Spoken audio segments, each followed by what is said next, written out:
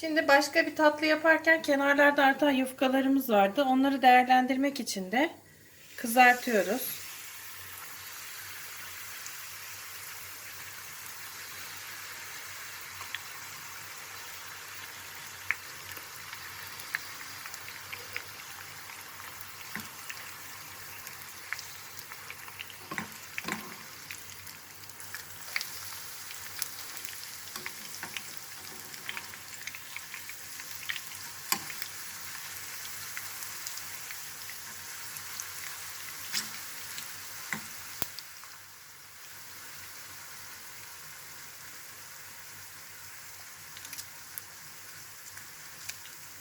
Çıtır olduğu zaman alacağız.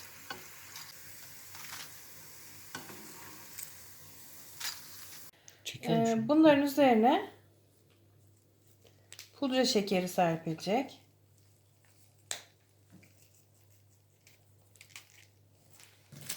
Ve fırın tepsisine dizilecek. Bunları tepsiye dizdim. Pudra şekerli tarafları altta kaldı.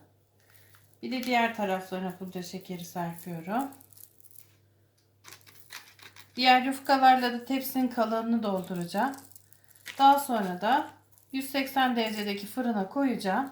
Ve pudra şekerleri kahverengileşene kadar fırında tutacağım. Karamelize olduktan sonra çıkaracağım. Çıtır bir tatlı elde etmiş olacağım. Şekerlerini serptikten sonra fırına koydum. Şekerler karamelize olduktan sonra tatlımız hazır olacak. Üzerleri kızardı, artık alıyorum.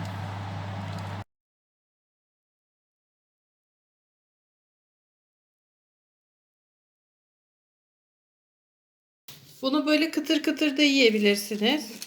Başka tatlıların üzerine dekor olarak da koyabilirsiniz. Yanına. Çok güzel karamel tadında çıtır çıtır tatlımız oldu.